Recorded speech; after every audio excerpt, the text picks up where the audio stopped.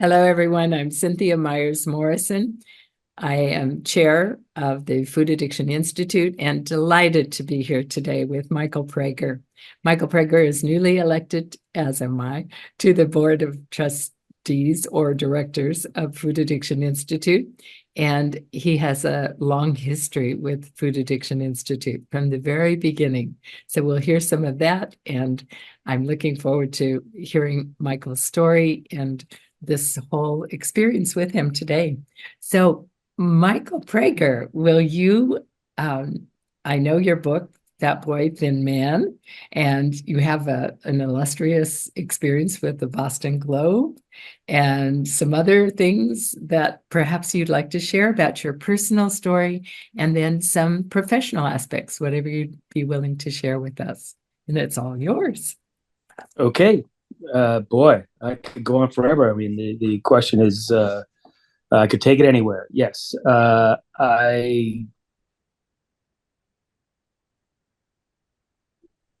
Well, first I'll say, I self-identify as a food addict. I have lost more than 500 pounds in my life. And anybody listening knows that that is a hollow accomplishment, at least in two different ways.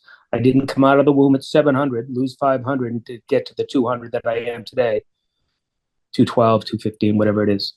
Because I am a little bit higher than I would like to be. It's because I gained and lost, gained and lost. And it wasn't until I had a therapist who encouraged me to go to a 12-step program for food, exposed me to the idea that I might be a food addict and that I might benefit from going to treatment for it and going to the meetings. And it was not, he said, I did, end of story. It's more like the first 12 or 15 years that I was engaged in this. I did go to rehab for food for 9 weeks in 1991 in a different era in healthcare. I ended up paying something like $30 out of pocket. And I could, that is not like that. I don't think it's available anymore. But that and the meetings and the help from the therapist put me on a different track. And I've done a lot of advocacy in food addiction, which included being there for the inaugural meeting, the organizational meeting of the Institute. I've never been on the board, but I was, no, but I don't really know why that is, but I was at the first meeting and I remember it's read by Becky, somebody, she was a facilitator. It was at a hotel in Sarasota. And I guess there were maybe 12 or 15 of us. And basically it was a visioning process. The people in the room, what did you want this thing to be? And I recall that they gave us each, first we threw out ideas. And Becky put them on this piece of paper. And we were given each 3 push pins. And those were our voting tools. We were supposed to go and put a pin by the ideas that we liked. And if we felt strongly about one, we could put all 3 on one of them, or we could put 3 in different places. And I recall that Phil Wardell, and it'll come to me, Colleen Hillock from Medicine Hat, I think, in Canada. We all thought the most important thing to do was to make a general audience book on food addiction, to tell people that it exists and it's important to know that and what might transpire after that became established. Boy, and that was like 2002, 3, I don't remember exactly. And so we started working, and we would meet, I think, every 2 weeks or every week, I don't remember. And Phil was actually paying Colleen and I for our time. out of his own pocket. He was a true visionary. I'm here today because of Phil. I was at that meeting because of Phil. Because I believed in his vision, and so I have been working. The reason, as you mentioned, I wrote a book. Thank you very much for mentioning the title. Love that. Available on Amazon, like everything else.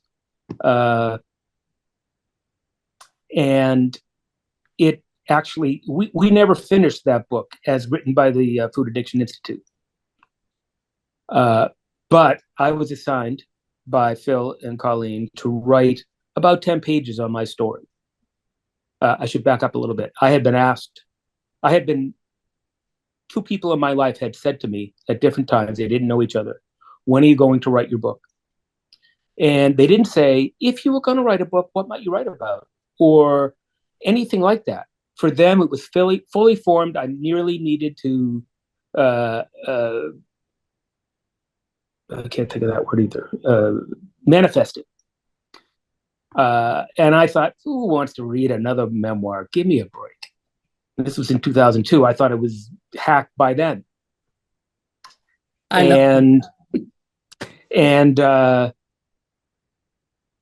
So I sat down to write I was supposed to write about 10 pages. It was going to be about half a chapter out of 8 chapters. And when I got to page 17 and realized I really hadn't gotten started, I realized that I did have something to say. It wasn't a question of whether the genre was popular. It was a question of I wanted to say something. And Phil later said that, in his opinion, my book turned out to be, maybe, I don't know if he said because it's more than one, not by me. But it turned out to be the book that we set out to write. And my goal in writing that book, I have an overworked sense of fairness, of justice. And it's not fair that the food industry takes advantage of natural genetic traits that we have to make money at our expense. It's not fair that nutritionists and dietitians, the vast majority of them in my experience, and if you wanted to go there, I could back up that it's not just some guy sitting in the Florida sun giving an opinion. That the most predominant approach when you go to a nutritionist is, what's the food that's bothering you? And you say chocolate. Okay, we'll teach you how to eat that in moderation. Now, I don't say that that's absurd, that'll never work. I'm saying that for food addicts, it's absurd and it'll never work. So public policy has to include in its understanding the fact that for a substantial number of people, that approach will not work. There is a problem, there is a solution, and we need to fix that, darn it. That was my motivation. Also to help. I should say that was first. I felt I had information that would help a great many people, and I wanted to share it with them. The paradigm that I came into, I did not figure out any of this. I always like to say, the second sentence of my book is, well, I'm no guru. Because the first sentence is, everybody's looking for that magic solution, whatever. And I'm no guru. What I'm doing is sharing things that were shared with me that made a difference in my life. And the covenant was, we're going to share this with you. If it makes a difference for you, you must share it with others. And, I was a journalist for 30 years. You mentioned I was at the Boston Globe. I was at 5 newspapers altogether. 23 of my 30 years were at the Hartford Courant, followed by the Boston Globe. The Globe is the longest. And, it meant a great deal to me. I delivered the paper when I was a kid, and I was really glad to be there. And I I felt very lucky. I was one of those people who got to do what I would have done if they didn't pay me. And I didn't need money. I mean, don't forget that part.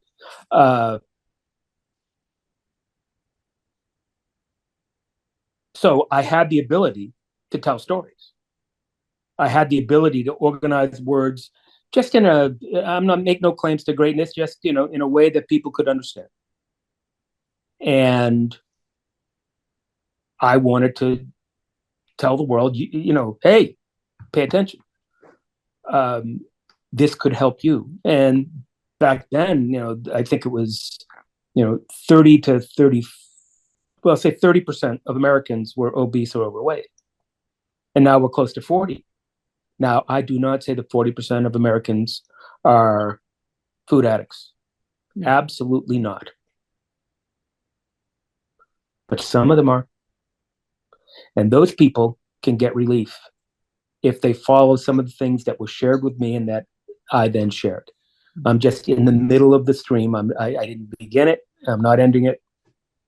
And so that's why I wrote my book, my first book. And that's why now, many years later, I've returned to this cause. For me, Phil Waddell was a very important figure in my life. I'm really grateful that I met him. He was able to do things for me and for my development and my happiness that, my dad couldn't or didn't want to. So that's I don't think of Phil as my dad, but I think of him as a very, very, very important person in my life. Mm-hmm. And as you know, Cynthia, because you were on the other side of one of the conversations, when I went to his memorial service in November, I reconnected with some people who were working with the Institute. And, I'm retired. I feel like I have time. I do lots of other volunteer work. But it's Phil's legacy. It's Phil's legacy. And, somebody at that memorial called him the godfather of food addiction. And it's okay with me. So I'm here to work to help Phil get the message across that he devoted a lot of his life to. And his resources. He was so generous with his resources in terms of not only his time, but his money. He gave generously. Yep. Yeah. There was a man who really, he had a purpose and he invested completely in it. It was to help people and to educate people. Mm-hmm. And that's, I didn't say those words because I was trying, but as I say them, I recognize that's what I was trying to do. Help them and educate them. Mm-hmm. I don't think of myself as a visionary. I don't think of myself as someone particularly special, but I'm someone who, if I meet a visionary, I can follow. So I'm trying to I think that, if somebody loses 100, he needs to lose 100 pounds, and they lose 100 pounds, and then they gain it back because it was with some superficial way. Mm-hmm. They don't return. If they were 300, they get down to 200, and they gain it back to 300. They don't return to where they were. They return to someplace far worse because they've invested all this effort, all this denial. I want to say that for me, I do not feel denied. There are some things I can't eat, and I'm really happy that I know that I can't, and it's quite all right. I don't think it's an allergy the way strawberries or peanuts can cause anaphylactic shock. It's not the same thing, but as a metaphor, I've found that when I take certain things out of my diet, I'm a happier person. And I'm sure people who are allergic to strawberries still think that strawberries taste good. They don't give it up because they don't like it. They might not even like that they have to give it up, but they know, regardless, my life is better when I don't eat that. So I've been led, like I say, in the middle of the stream, I've been shown to try things that turned out to be true for me, that my life is better when I don't eat certain things. There's nothing wrong with that. And if you think of an alcoholic, they've decided they still like to get drunk, maybe, but they found that their life with alcohol cause problems in their life without alcohol is joyous. Easier, it doesn't guarantee joy, but it makes, well, in my case, it certainly made it a lot more possible to experience it. So if people go to nutritionists and they say, "Oh, don't worry, we'll teach you how to eat that," and then you fail because you're a food addict and that wasn't the right approach for you, you're not only out the money that you gave to someone who was an expert that didn't work for you, but you're also taking on, just like the person who lost 100 pounds thinks I'm a loser. I tried all that, I did all that, and I didn't. You go to an expert who says you can do something and you can't do it. Well, it's your fault. You're defective. And so educating nutritionists and dietitians that this is one thing they should consider, include in their toolbox. This is a while ago, but the nutritionists that I met through professional, and when I was working as an advocate, scoffed. Don't be silly. There's no such thing. Now, from where we are today compared to where we were in 2002, there is far greater absolute, scientific basis to believe in food addiction. So, I think that we have to gather all that information. We have to be connected to the people who are the scientists who are working in this field, Nicole Avena and Ashley Gearhart and Rob Lustig, and more. I'm sorry for all those people I left out. They're the first three that came to mind. I was lucky enough. I do consider it. I remember the first night after the first event, thinking, "How did I get here?" But a philanthropist sponsored a conference on, I think it was on obesity. I don't think they said food addiction, but in the early 2000s in Bainbridge Island, Washington, and Ash was there, and Nicole wasn't there. I think she had a baby or something like that, so she couldn't come. But the guy she worked with, the guy who was her advisor at Princeton, these names all used to be on the tip of my tongue, but I'm older now. Bart Hobel was there, and just an amazing group of scientists. Amazing. And I eventually did figure out that I was there because I was a storyteller. I could communicate. I was on panels at the Commonwealth Club of California a couple times.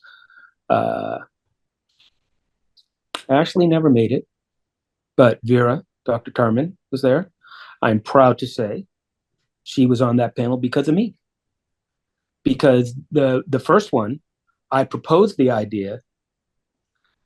The head of the health committee thought it was a good idea, and I said I can help populate the board, at the panel, and she could get some people. And the one that was, I had just heard about Vera's first book, and she had me, as I told her, she had me at food addiction. Mm-hmm. And so she was on that panel, and Rob Lustig, who I did not recruit, I met only through that, was there, and Eric Stice from the University of Oregon, who I'd met at Bainbridge Island, and Alyssa Appel, who works at Berkeley. And I was in the audience. Were you? I loved it, Michael. Oh, no kidding. That's great. Yeah. That's great. There was a guy from Toronto there, another name that may come to me, at the second one. And he ended up making a movie called Follow Me. And his idea was to tell people that it's not true that people can't lose weight and keep it off. And he had 16 people in the movie, was one of them, as a result of his being there, who were interviewed about, what did it mean for you? And how much have you lost, how much, and how have you kept it off, that kind of thing. Anyway, the format of those things was they started all the question rounds with me, because I was the best one. Just kidding. You know how there are a few times in life when you think of the line that was perfect at the time you needed it, instead of later thinking, oh, I should have said that. I was giving one of my answers and I paused and I said, I just want to make clear, all these people up here sitting with me, they have tons of letters after their name. They're very accomplished. And I just want to, like caveat emptor, the only letters behind my name are BS. But they would ask me, well, when that happens, what's that like? And I would explain. And then the scientists would talk about what they understood about the things that were happening for me. I don't know why I started talking about the Commonwealth Club. It's a wonderful story. Wonderful. Thank you. So I don't know, how am I doing on your questions? You're doing great, just great. So what do you want to accomplish in this iteration of food addiction, being on the board of directors for foodaddictioninstitute.org? What would you like to see accomplished, and what are those blue sky dreams for foodaddictioninstitute.org? Have any? It's just what I said. Help and education. As I say, there has been a lot of movement. It is far, I was quoted in a story in AARP, their bulletin 2 months ago. But it was about AARP. I mean, that's like middle of the road. That is not, some edgy, that's like, could not be more establishment. Mm-hmm. And they had a story that was teased on the front page about food addiction. I didn't see it. When I get back to my mail, I'm going to read every word. Yeah, I think it was December, but I'm not sure. And it's not the magazine. It's the magazine is bound. This is like papers folded together, like Parade magazine or something. Okay. But so that is such a, to me, significant harbinger. Again, I'm not saying I'm significant. I'm saying the fact that happened was a significant harbinger that things are changing, have changed, and are changing. So my goal is to have that change spread even farther, so that the medical establishment, you'll recall my story. I never considered food addiction. I was 360 pounds. 365 when I went into rehab in 1991. But I had never thought that food addiction existed, or that I was one, or even if it did exist, I didn't want to be one, and I wasn't one, and and I understand that. That's fine. If I had known, one of the things I thought of, I went to an institution that treats food addiction and I got better. Does that mean that food addiction exists? Not really. What it means is that when I expose myself to the treatments that are, given to people who might be food addicts, I got better. So the question was, could that happen for other people? It doesn't matter if you're proven to be a food addict. If you expose yourself to these kinds of things, could you get better? And that's all that matters. It's not a dogmatic thing. Damn it, there's food addiction, and I'm going to make you say it. It's not. It's the only way. If someone is struggling with obesity, and there are other forms of food addiction, I'm just talking about that one. And they're convinced that all I got to do, I know all the calorie counts. I just got to be a better person. I just got to try a little harder. I just got to push myself away from the table before the dessert comes. Then those are the things they're going to try to do to get better. But if they realize that food addiction exists, and just by there are questionnaires and things like that. There's the Yale Food Addiction Survey questionnaire, and that was a creation of Ashley Gearhart at Yale. There are ways that you can become aware that you might be. So then, once you think you might be, then you might be open to getting sets of treatment that are certainly different. I would say probably more substantial, but different than pushing myself away from the table before the dessert arrives. So talk some more about that difference from the moderation model and pushing yourself away from the table.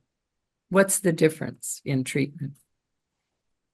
Oh, well, there are different kinds of treatment, but I guess I would answer like this.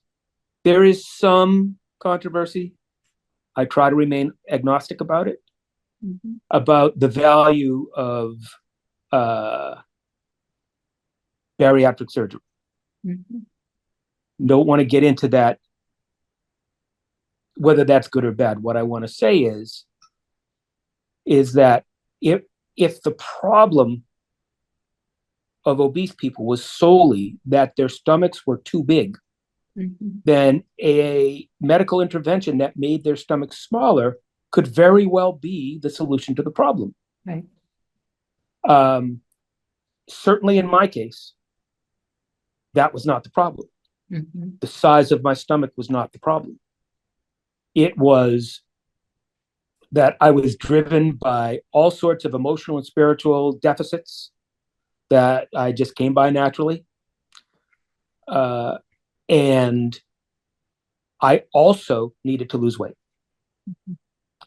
So if I had the times I lost more than 130 pounds, definitely 2 times. I just can't get the fog out of my head to remember if it was a 3rd time before I came into food addiction recovery. There were things that were driving me to get that heavy. And if I only addressed the food problems, which is what I did the first 2 times, then it would come back, which is what happened. And that's why I could lose 500 pounds and not start at 700. That's why that math works. It's going up and down. So dealing with all parts of the factors that contributed to my being 365 pounds, physical, emotional, and spiritual, was the way that my life transformed. A lot of people, I'm dating right now, so that first date where you tell the basic information. A friend of mine, Sid Straw, who's a musician, has a lyric that says, explaining my scars to another stupid man, and it's like that. So that it's such a part of my story that I used to weigh a lot and I don't anymore. Why did I bring that up? Lost my train of thought there. I'm sorry. I'm surprised it took this long for it to happen. Well, I'm delighted that you're sharing. What is the food addiction recovery? If it's not moderation, it's all of that physical, emotional, spiritual. Right. Well, that's what it is. If I address the food part by getting a nutrition provided food plan, and it's not, as I've already gone into, it can't just be from any nutritionist. I keep a list of nutritionists that I can recommend because I've met them professionally, but these are people who understand food addiction. I'm not saying they only use food addiction as their model, but it's included in their model. And so if someone presents as someone who might be a food addict, they can give that sort of thing instead of, we'll teach you how to eat that. Having a nutrition provided food plan is one part of it. But I had other food plans that let me lose weight. But the way I ate was not the only problem I had. So I had, I met Phil by going to Acorn. And of course, that's now Shift by Acorn. But they do a lot of talking. And I want to get, more specific about it. I was never a teacher or anything like that, but it's not only here's how you eat differently. There's more to the problem, so there has to be more to the solution. Mhm. And the other thing I would say is that it's, the biochemical phenomenon of craving. That when, it sounds like a stupid joke. Two guys walk into a bar. One goes home and goes to bed. They drink the same amount, same thing, same substance. One goes home to bed and one ends up in the gutter. What happened? And it's because it's not just the substance, it's the interaction of substance and biochemistry of an individual. And our biochemistries are obviously different. Mhm. And there are some things that when I put them in my body, I set up the phenomenon of craving. I keep thinking, oh, that was good. When can I have more? Can I have more now? Can I have more at 5 o'clock? Can I take some right now and at 5 o'clock? And can I do it so nobody sees me, because I don't want to be seen as a pig while I'm being what others would call pig-like or whatever. No offense to pigs, the animals. To any, get my point. The hamster wheel in my brain about, and that's what happens when I kick in the phenomenon of craving. That's why I'm happier when I don't eat certain foods. So if there is, if at least part of it is biochemical, Mhm. I struggle with the word if, because to me, part of the issue is biochemical for a lot of people, not everybody. So if there's biochemistry, now we're talking about, chemical reactions. Right. When we're not talking about whether you're a good person or whether you have enough willpower. I've found that many of the people that I've met who self-identify as food addicts have great willpower. I had great willpower. That's how I lost 130 pounds at least twice, start to finish, not like, just went on a diet and just kept going down. Great willpower. It was never enough. It didn't matter that I had great compared to everyone else. I didn't have enough, just like everybody else. So there had to be some other solution. Mhm. So, what I want to accomplish I want to influence public policy. I want to influence the medical profession, that food addiction exists. And it's important because a lot of people are not being treated for something that is a problem for them. And when I wasn't aware of it and I wasn't being treated for a problem I didn't know I had, I was in my mid-30s. I was as big as a house. I was lonely. This is just, try to figure out the logic of this. I was lonely and I was isolating. I was intentionally or, subconsciously staying away from people because I was lonely. That's not how you get over loneliness. So, my life was not working out at all. At all. I got promoted to a very important, very high position in a newspaper in my late 20s. And within a year and a half, I got demoted because I couldn't work with people. And that was part of the issue for me. My disaffection, my inability to get along with people, my inability to think the best of others and look for ways to resolve conflict instead of cutting people off, for example. And then I found out that I might be a food addict. And then I found out that some of the things I needed to work on were the things that got me demoted from that job.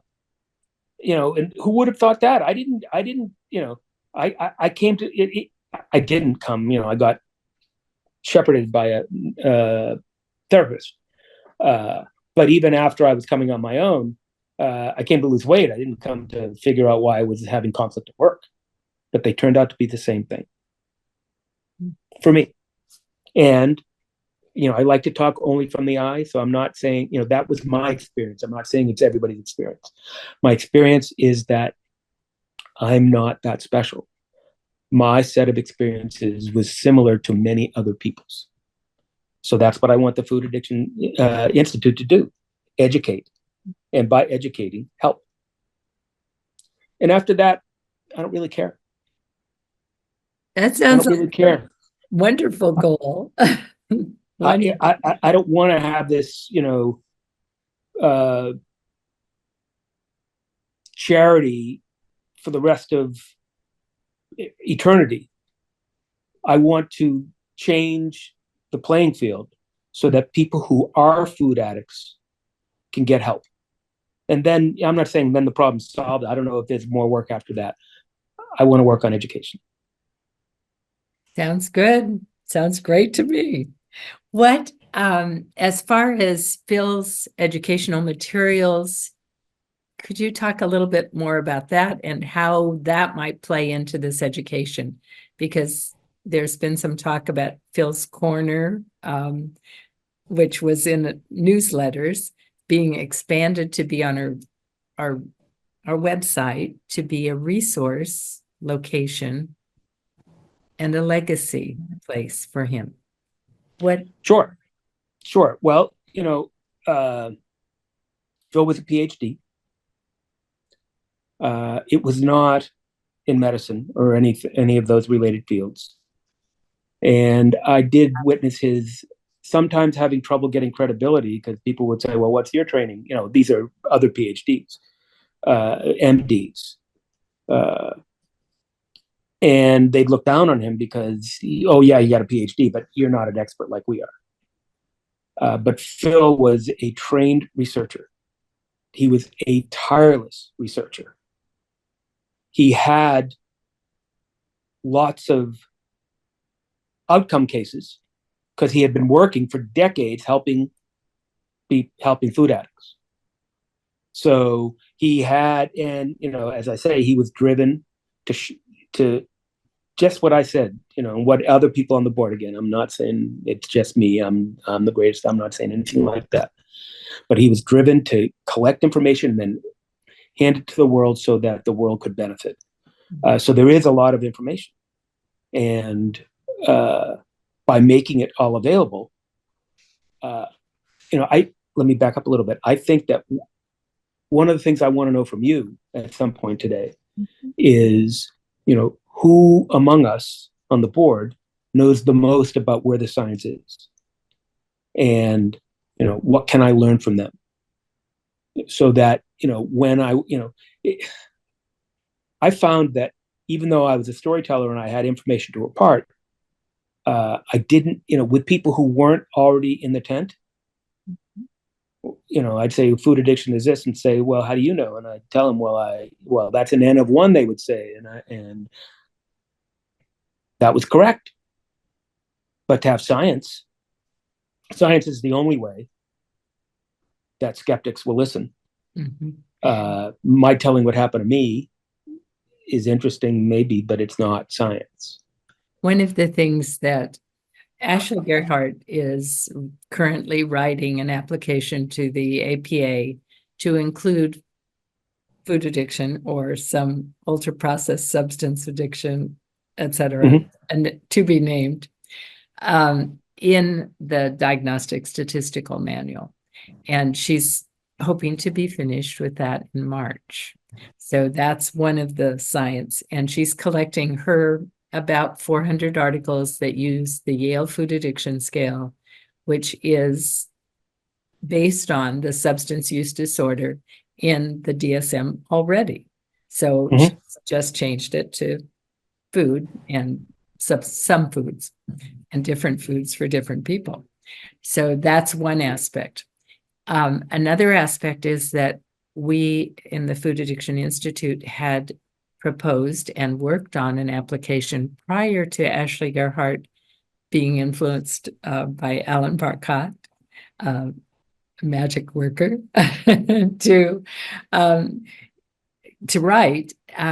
She then started to write, but we had already created a document that was to support food addiction as a substance use disorder in the Diagnostic Statistical Manual.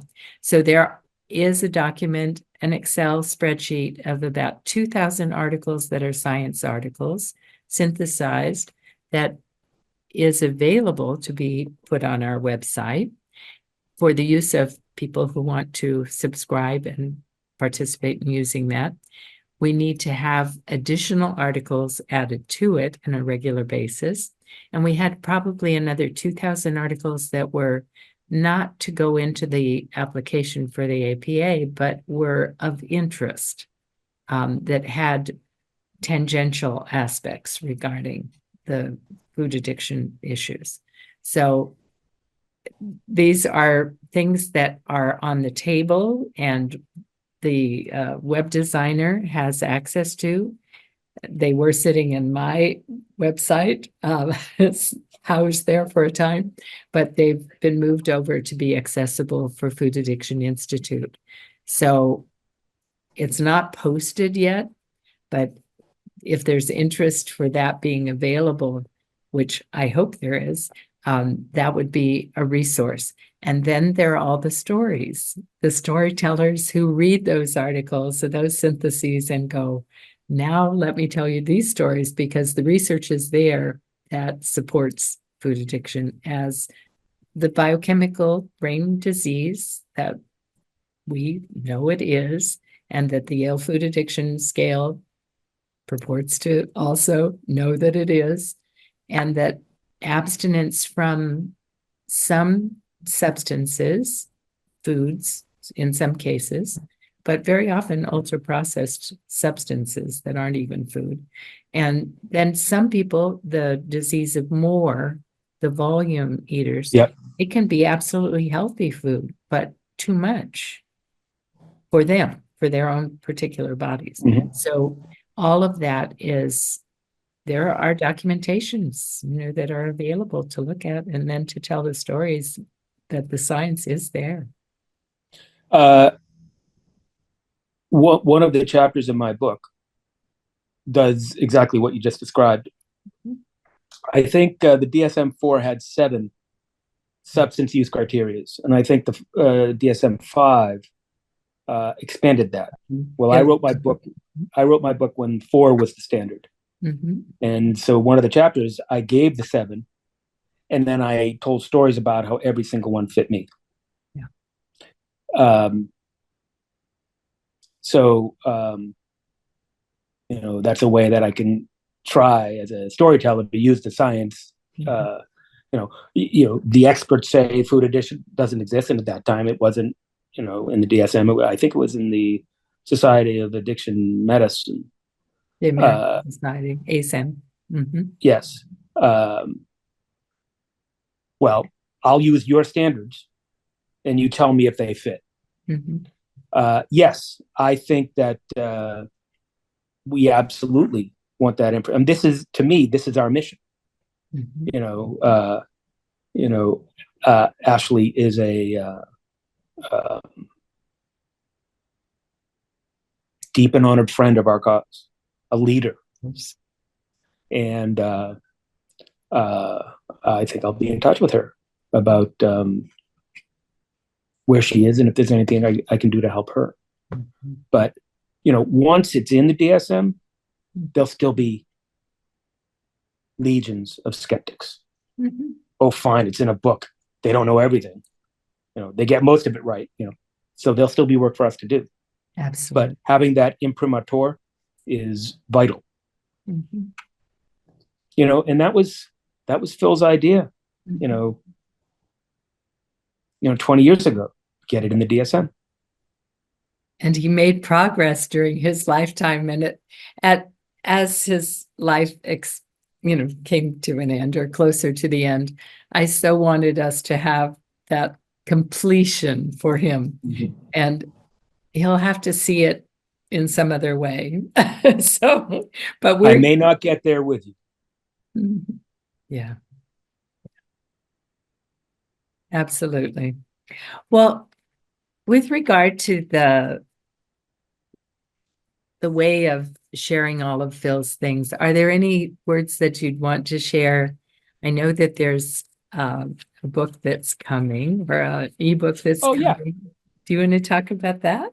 I do. I would love to. It's the idea of Liba Grossman, who knew Phil, who lives in Sarasota, I believe in part because she wanted to be part of the community that existed down there. With Sarasota is where Phil lived. and following the model of the AA book, as Bill sees it, which is quotes from the founder of Alcoholics Anonymous, Bill W. Now, just to be really clear, AA and the Food Addiction Institute, AA and what one person is doing are different. In my opinion, AA is the greatest social movement of the 20th century, far outpacing anything else. I'm grateful for what Bill W., Dr. Bob, and the rest of them did. Absolutely. To compare what one person is doing, and I'm talking about the book we're talking about, and that is not exactly accurate. It's not exactly the same. But inspired by that, she has the idea to make a book called As Phil Sees It. And it's to gather, literally, Phil worked with thousands of people over decades, both in institutions and outside. And he was a visionary in that way, that he was able to adapt when, I said it was a different era in healthcare, and how I was able to get mine through insurance and get my help. That's not really available today. But he took as I understand it, he was working at Glen Bay Treatment Center, which was in Florida, and and they were doing great. They were having wonderful treatment outcomes, but they invested poorly in real estate. And that's why it went out of business. And it was Phil's idea. I don't know if I can cite a source for that. That's what I think is true. I didn't make it up, I can tell you that. Part of that was the same modality I had. I went to an institution that was a 90-acre campus. This was in Long Island. And it had geriatric psych, adolescent psych. It had eating disorder unit, 90-acre campus. They had a huge, physical plant. They had tons of doctors. They had psychiatrists. Just vast. And it's a high overhead. It's hard to maintain. Costs more money than a lot of people can afford. And if insurance won't do it, then they can't exist. Well, that was what was going on with Glen Bay. Mm-hmm. So Phil's idea was to take all the stuff that worked and try to apply it to a thing that didn't have the high overhead by having no physical plan at all, doing his work in rented homes or in borrowed homes for a week and then or whatever. As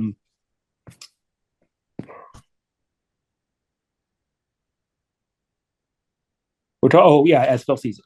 So because there are thousands, I don't know if 10,000, but certainly thousands of people who were in rooms with Phil at times, crucial, vital turning points of their lives. So it's to put the call out to all those people. What did Phil say to you that made a difference?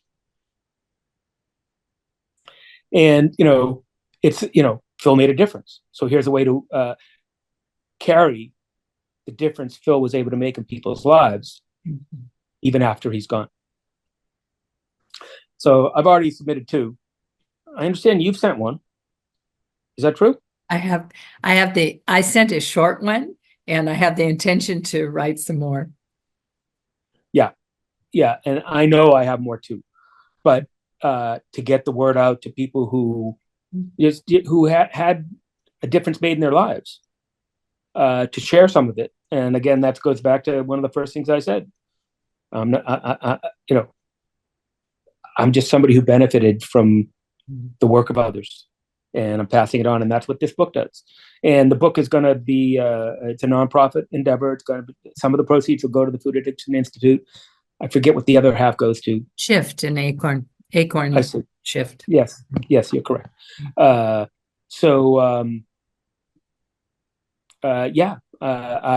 have offered to be it's not my idea. It's all Liba. She's the one getting it going. Liba deserves the credit for this. But I did offer to edit what she gets, and she'll see. She's in charge of it. Definitely following her.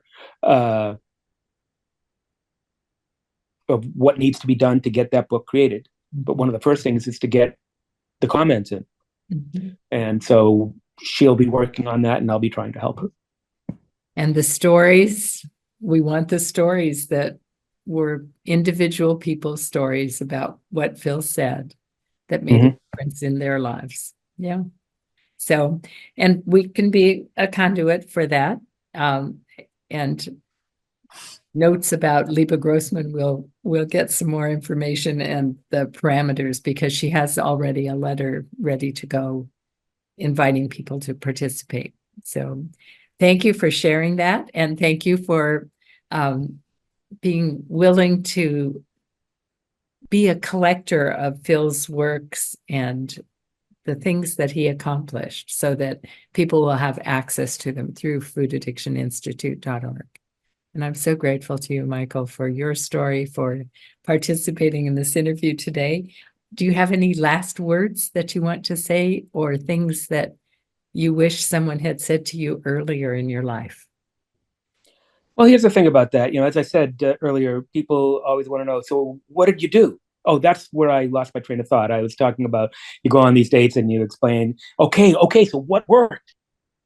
And, I usually tell them, well, I wrote a 43,000 word book about what worked, because it's not, I just quit eating Twinkies. It's more involved. But it's funny. I remember where I lost my train of thought then, but I've lost it again now. I don't know. You asked me, what do I wish people had said to me earlier? And here's the truth. They could have said anything. I would have rejected it, because I was a know-it-all, and I knew all the things I needed to do to make my life turn out exactly the way I wanted. And, there's definite arrogance in that, and I own that. But here's the thing. If someone is logic-based and they're going to look at the conditions of a situation and make, sober conclusions based on them, then it's okay. Are they clever enough to do that synthesis correctly? No one looked at my life, the conditions of my life. I didn't have a girlfriend until I was 36 years old. No one looked at the conditions of my life and thought things were working out the way they were. But I could tell you, I know, I can do, that's the way I was. So anybody could have said anything to me and I would have rejected it. When you're ready, you're ready. So, Michael Prager, thank you so much for being with me here today, and with us on the foodaddictioninstitute.org board of directors. I'm delighted that you're participating, and look forward to collaborating with you in this next period of time. So thank you. Let's get it done. Thank you. And if you who are listening have the desire to support foodaddictioninstitute.org, there's a place on the website to make donations. There are opportunities to serve in our committees, and if you are interested in any of our committees, or to support Michael in accomplishing the task of getting Phil Wardell's material available for the public through our website, please correspond with us on foodaddictioninstitute.org. Thank you very much.